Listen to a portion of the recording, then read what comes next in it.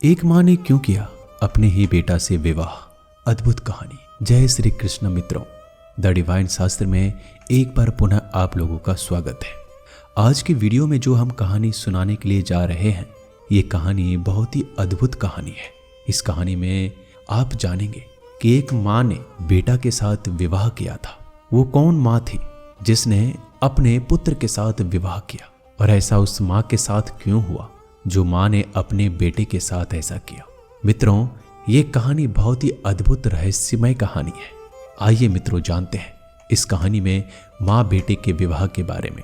ये सुनकर आप हैरान हो गए होंगे कि भला एक माँ बेटे से कैसे विवाह कर सकता है, क्योंकि माँ बेटे का तो अलग ही रिश्ता है। माँ बेटे का इस संसार में बहुत ही पवित्र रिश्ता है। लेकिन ऐसा भी क्या हो सकता है जो एक माँ अपने पुत्र के साथ विवाह कर ले? ऐसा तो असंभव है। लेकिन मित्रों, इस कहानी में हम आपको वही बताएंगे कि एक माँ के साथ ऐसा कैसे संभव हुआ जो अपने बेटे के साथ विवाह किया। तो आइए मित्रों, गौर करते हैं इस कहानी की ओर।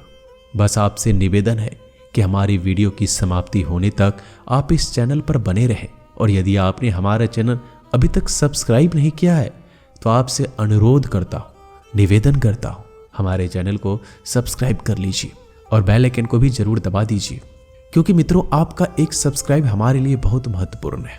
आइए मित्रों, अधिक विलंब ना करते हुए सीधे इस कहानी की ओर बढ़ते हैं। एक समय की बात है, एक बेमाता थी। बेमाता को तो आप लोग जानते ही होंगे। बेमाता वो है जो सबका भाग्य लिखती है, सबका नसीब लिखती है, सबकी किस्मत को बनाती है। एक दिन बेमाता अपना लेखा जोखा निकाल के उसमें कुछ लिख रही थी। अकस्मात बेमाता ने अपने हाथ में एक मिट्टी उठाई और मिट्टी से जमीन पर कुछ लिखने लगी और लिख करके उसको बिगाड़ने लगी। दोस्तों, उन्हीं बेमाता की एक बेटी थी, वहीं पर खेल रही थी। ये सब कुछ अपने माँ को करते हुए देख रही थी। वह छोटी सी थी जब बेमाता की बेटी ने ऐसा अपनी माँ को करते हुए देखा। बेटी भाग करके आई और अपनी माता बेमाता से पूछने लगी, माता आप ये क्या कर रही हो? इस जमीन पर क्या लिख रही हो और लिखकर फिर इसे क्यों मिटा रही हो? दोस्तों, जब बेमाता ने अपनी बेटी को समझाया और कहा कि बेटी, मैं सबका नसीब, सबका भाग्य लिखती हूँ, सबकी जोड़ी को लिखती हूँ, जोड़ी को बनाती हूँ और उसको बिगाड़ती हूँ, यही मेरा काम है। जब बेटी ने सुना कि हमारी माता सबका भाग्य लिखती है, सबकी किस्मत को लिखती है, तो बेटी बहुत ही प्रसन्न हुई। बेटी ने विचार किया कि माँ हमारी किस्मत, हमारा भाग्य सबसे ज़्यादा अच्छा लिखेगी। उसके बाद बेटी ने अपनी बेमाता से पूछा, माँ आप हमारे भाग्य के बारे में बताइए। आपने हमारा भाग्य तो सबसे अच्छा, उज्जवल, अलग तरीके से लिखा होगा, क्योंकि मैं तो आपकी बेटी हूँ। माता हमें ये बताने की कृपा करें कि हमारा विवाह किसके साथ में होगा। आपने मेरे विवाह के बारे में क्या लिखा है? अपनी बेटी के शब्दों को सुनकर बेमाता बड़ी आश्चर्य में पड़ गई। बेमाता बताना नहीं चाहती थी। बेमाता चुप हो गई। फिर बेटी ने पूछा, मैंने आपसे पूछा है हमारे विवाह के बारे में आपने क्या लिखा है? आप चुपचाप क्यों हो गई? क्या कारण है?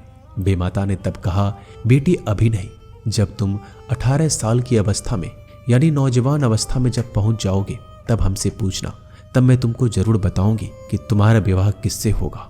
दोस्तों, फिर वो बेटी उसी समय का इंतजार करने लगी। सोचने लगी कि जब मैं जवान हो जाऊंगी, जब मैं 18 साल की हो जाऊंगी, तब अपने माँ से ये अवश्य पूछूंगी। लेकिन वो भूली नहीं थी। उसे याद था कि ये बात हमें अपनी माँ से जरूर पूछनी है, क्योंकि माँ ने हमारे विवाह के बारे में क्यों नहीं बताया। वो इस बारे में सुनकर चुप क्यों हो गई? धीरे धीरे समय गुजरता चला गया। वो जो लड़की थी बेमाता की, वो जवान हो गई, 18 साल की लगभग हो चुकी थी। और बेमाता का तो रोज का काम था सबके भाग्य को लिखना, सबकी जोड़ी को लिखना, उसको मिटाना। दोस्तों, फिर वो लड़की एक दिन अपने माता के पास में आती है। जो बेमाता का रोज का काम था, भाग्य को लिखना, मिटाना, वो लड़की अपनी बेमाता के पास आई और कहने लगी, माँ आज आपको बताना पड़ेगा हमारे भाग्य में आपने क्या लिखा है। हमारा भाग्य आपने अलग तरीके से लिखा होगा, क्योंकि मैं आपकी बेटी हूँ। माता हमें बताने की कृपा करें कि हमारा विवाह किसके साथ लिखा हुआ है। जब बेटी ने पूछा तब बेमाता ने कहा, बेटी आज मैं तुम्हें बताऊंगी। बेमाता कहने लगी, बेटी तुम्हारा जो विवाह है तुम्हारे ही पुत्र के साथ लिखा हुआ है। दोस्तों, बेमाता का शब्द जब उस लड़की ने सुनी तो वह घबरा गई उसका चेहरा उदास हो गया। उसको क्रोध भी आ गया और क्रोध में आकर कहने लगी, माता तुम असत्य कहती हो, तुम झूठ बोलती हो। क्या तुमने हमारे भाग्य में यह रिश्ता बनाया है? अरे तुम कैसी माँ हो, मैं तो तुम्हारी बेटी हूं और तुमने इतना गंदा रिश्ता हमारी शादी में लिखा है कि मेरा पुत्र के साथ होगा। जवाब दिया, हाँ बेटी, यही तुम्हारे भाग्य में लिखा हुआ है। तब बेमाता की लड़की कहने लगी, मैं तुम्हारी बात को असत्य मानती हूँ, कभी सत्य नहीं मानूंगी। ऐसा नहीं हो सकता कि हमारा विवाह अपने बेटे के साथ में हो। बेमाता ने कहा, बेटी चाहे तुम कितना भी क्रोध करो, चाहे कितना भी गुस्सा करो, लेकिन मैंने जो लिख दिया वही होके रहेगा। तुम्हारा विवाह तुम्हारे ही पुत्र के साथ होगा। अपनी माता के शब्दों को सुनकर वो जो बेटी थी कहने लगी कि माता, जीवन में मैं शादी ही नहीं करूंगी, और जब शादी ही नहीं करूंगी तो हमारा संतान ही नहीं होगा। जब मेरा बेटा ही नहीं होगा तो मेरा विवाह संतान के साथ में यानी पुत्र के साथ में कैसे होगा? बेमाता ने कहा, बेटी आप चाहे कुछ भी करो, लेकिन मैंने जो लिख दिया है वो होके रहेगा। दोस्तों, वो बेटी क्रोध में छटपटाती हुई, उठपटांग बातें करती हुई वहां से चली गई। इधर क्या होता है, बेमाता की लड़की ने विचार किया कि मैं गांव में नहीं रहूंगी और मैं जंगल में जाकर कुटिया बनाकर रहूंगी। मैं किसी भी इंसान, किसी भी पुरुष की कभी सूरत ही नहीं देखूंगी। मैं अपने ऊपर परछाई भी नहीं पड़ने दूंगी। देखते हैं हमारा संतान, हमारा पुत्र कैसे हो जाएगा। ये सोचकर बेमाता की लड़की जंगल में कुटिया बनाकर रहने लगी। वो ऐसी जगह कुटिया बनाकर रहने लगी जहां कोई पुरुष नहीं जाता था। वो सोचती थी कि मैं अपनी सूरत किसी भी इंसान को नहीं दिखाऊंगी, किसी भी पुरुष को अपनी सूरत नहीं दिखाऊंगी, अर्थात कभी भी परछाई भी नहीं पड़ने दूंगी। दोस्तों, इस तरीके से उसका समय जंगल में गुजर रहा था। एक समय क्या होता है, एक ऋषि जो थे उसी जंगल के रास्ते से जा रहे थे।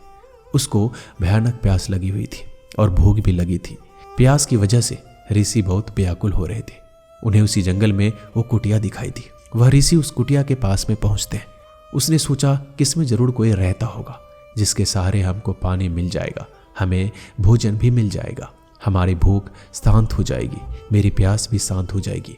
जब वो कुटिया के पास पहुंचा और उन्होंने दरवाजा खटखटाया, आवाज लगाई कि मैं प्यास से व्याकुल हूं, बगैर पानी के मेरे प्राण निकल जाएंगे, अगर कोई अंदर है तो हमें पानी पिला दो। दोस्तों, उस बेमाता की लड़की ने किवाड़ खोला, लेकिन अपना चेहरा पूरी तरह से ढका हुआ था, क्योंकि वह सूरत नहीं देखना चाहती थी, ना दिखाना चाहती थी। अंदर से अपना जल का भरा हुआ घड़ा निकाला और दरवाजे से बाहर लाके रख दिया और अंदर घुस गई और कहा कि ऋषि भर पानी पी लो। दोस्तों, ऋषि ने उस घड़े से पानी पिया, तब उनकी प्यास शांत हुई। उसके बाद उसने अंदर से ही भोजन लाकर बाहर रख दिया और फिर अंदर चली गई। कहा कि महाराज भोजन कर लो। ऋषि को नहीं मालूम था कि एक कुमारी लड़की है। जब उसने भोजन किया और पानी पिया तो वो उस लड़की से बहुत ही प्रसन्न हुए और जाते समय उन्होंने आशीर्वाद दिया कि जा बेटी, मैं तुझे आशीर्वाद देता हूँ कि तेरे गर्भ से बहुत ही अच्छा पुत्र पैदा होगा। दोस्तों, ये आशीर्वाद देकर वो ऋषि वहां से चले जाते हैं। इधर ऋषि के आशीर्वाद के प्रभाव से उस कुंवारी लड़की ने गर्भ धारण किया और समय के अनुसार अपने गर्भ से एक लड़के को जन्म दिया।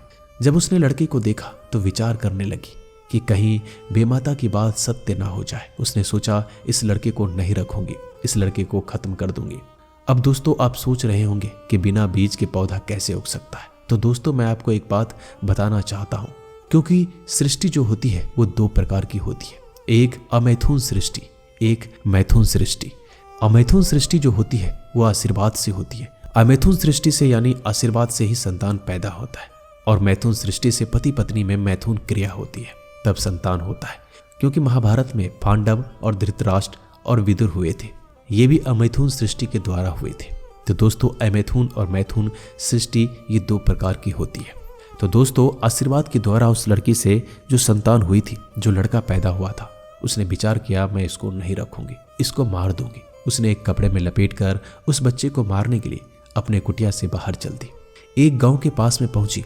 एक कुम्हारिन का घर था और कुम्हारिन के घर के पास में एक भट्टी था जिसमें बर्तन रखे हुए थे। दोस्तों, भट्टी उसे कहते हैं जिसमें कुम्हार लोग अपना बर्तन पकाते हैं। उसमें बर्तन रखे हुए थे और पूरी तैयारी थी अगली सुबह उसमें आग लगाने की। उसने समझ लिया कि ये कुम्हार का घर है और ये सवेरे आग लगाएगा। दोस्तों, उस बेमाता की लड़की ने अपने बच्चे को उसी भट्टी में रख दिया और सोचा कि जब कुम्हार इस भट्टी में आग लगाएगा तो ये बच्चा जलकर भस्म हो जाएगा, कहानी खत्म हो जाएगी। देखते हैं कि हमारा विवाह बेटे के साथ कैसा होता है और हमारी बेमाता की बात कही हुई सत्य कैसे होती है। यह सोचकर उसने बच्ची को भट्टी में रख दिया और चुपचाप रात्रि में ही अपनी कुटिया में चली गई। इधर क्या होता है, सवेरा जब हुआ तो कुम्हार अपनी भट्टी में आग लगाने के लिए पत्नी को साथ लेकर आता है और जैसे ही आग लगाने की तैयारी की तो वही बच्चा जो भट्टी के अंदर था वो रोने लगा। कुम्हार और कुम्हारनी को वो आवाज सुनाई दी कि अंदर कोई बच्चा रो रहा है। वो आश्चर्य में पड़ गए। उन्होंने क्या किया, आग लगाने से पहले उस भट्टी को खोला, उसमें से एक बच्चा निकला। कुम्हार और कुम्हारिन के घर में कोई संतान नहीं थी। दोनों ने उस बच्चे को गोद ले लिया और भगवान को धन्यवाद कहने लगी कि प्रभु आपकी बड़ी मेहरबानी हुई जो हमें एक लड़का मिल गया, और उसे अपना ही पुत्र समझकर पालने लगी। वो लड़का जो था थोड़ा सियाना हुआ। वो लड़का राजा के लड़के के साथ में खेलने लगा और उस लड़के से दोस्ती कर ली। वो कुम्हार का लड़का तो नहीं था, वो लड़का तो बेमाता की लड़की का लड़का था, लेकिन वह लड़का कुम्हार और कुम्हारनी को ही अपना माता पिता समझता था। धीरे धीरे वह कुम्हार का लड़का सियाना हुआ, नौजवान हो गया। राजा ने उस कुम्हार के बच्चे को देखा कि इसकी दोस्ती हमारे पुत्र के साथ में है, तो राजा बहुत ही प्रसन्न हुआ और उसने कुम्हार के लड़के को नौकरी दे दी। नौकरी कौन सी दी? अस्तबल में घोड़ा चराने के लिए उस कुम्हार के लड़के को नौकरी दे दी। दोस्तों, अब कुम्हार का लड़का अस्तबल में जाता और राजा के घोड़े की सेवा करता। एक दिन घोड़ा को लेकर वह चराने के लिए गया और चराने के लिए वहीं निकल गया जहां बेमाता की लड़की यानी उस लड़के की माता रहती थी, और वहीं जाकर घोड़ा चराने लगा। बेमाता की लड़की बाहर निकली और लड़के को घोड़ा चराते हुए देखा और उसकी सुंदरता को देखा, तो उसकी सुंदरता पर वह लड़की दीवानी हो गई और विचार करने लगी कि ये लड़का बहुत ही सुंदर है, मैं शादी करूंगी तो इसी के साथ। दोस्तों, अब वो लड़का वहीं 2-3 दिन तक उसी जगह पर घोड़ा घुमाने के लिए जाने लगा। एक दिन क्या हुआ, बेमाता की लड़की उसके पास पहुंची और सारी हकीकत सुनाई और कहा कि आप कहाँ के रहने वाले हो? तो उसने बताया, मैं उस गांव का रहने वाला हूँ, मैं एक कुम्हार का लड़का हूँ, मैं राजा के यहाँ नौकरी करता हूँ और अस्तबल में घोड़े की सेवा करता हूँ, लेकिन तुम्हारा ये पूछने से क्या मतलब है? तब उसके पूछने पर बेमाता की लड़की ने कहा, मैं तुम्हारे साथ में विवाह करना चाहती हूँ, मैं तुम्हारे बगैर नहीं रह सकती हूँ, तुम्हारे बगैर नहीं जी सकती हूँ। उस लड़के ने कहा, अगर हमारे माता पिता कह देंगे तब मैं तुम्हारे साथ शादी कर लूंगा। बेमाता की लड़की ने कहा, ठीक है, तुम जाओ और मेरे बारे में अपने माता पिता को बताओ। दोस्तों, वो लड़का शाम को अपने घर जाता है और अपने माँ बाप को ये बातें बताता है और अपने माता पिता से कहता है कि जंगल में एक लड़की रहती है, हमसे विवाह करना चाहती है, हमारे बगैर जीना भी नहीं चाहती, मैं क्या करूं पिताजी।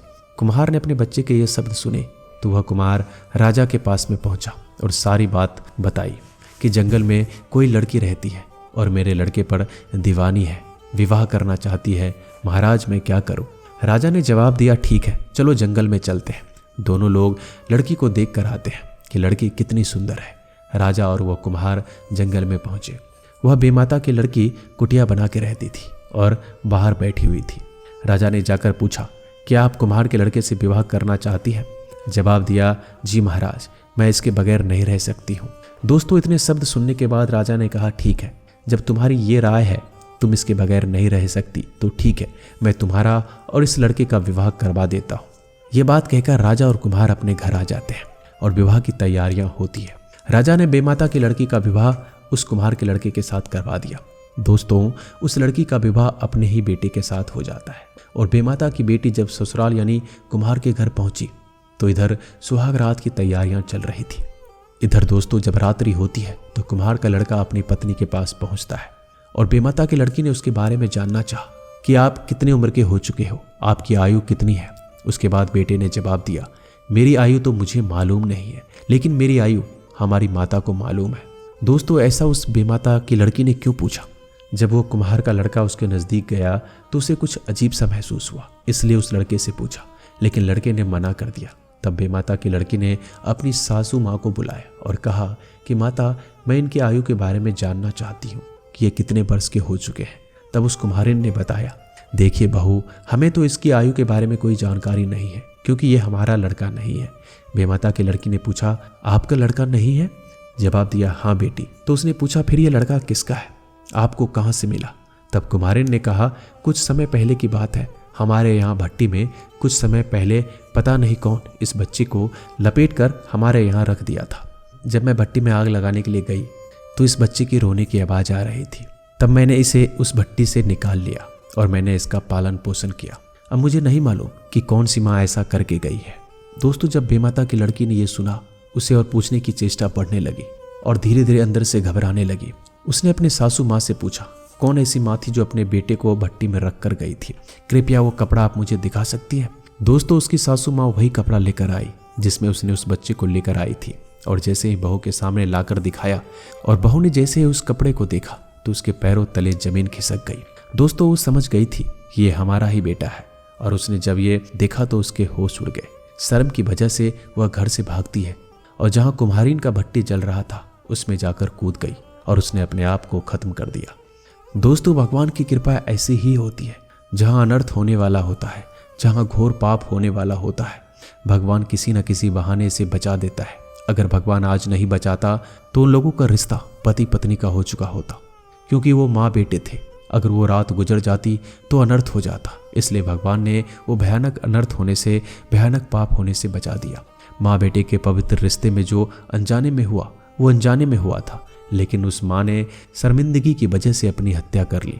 और जब ये देखा कुम्हार कुम्हारनी ने और उसके बेटे ने, तो वो तीनों समझ गए कि इसका मतलब क्या है, क्यों ये जाकर भट्टी में जलकर मर गए। इसका कोई गहरा रिश्ता है। तो दोस्तों यही थी माँ बेटे की कहानी जो उस बेमाता के कहने पर हुई थी। तो दोस्तों ये विवाह अनजाने में हुआ था। ये कहानी यहीं समाप्त होती है। वीडियो अच्छा लगे तो लाइक, शेयर और चैनल को सब्सक्राइब जरूर कीजिएगा। धन्यवाद।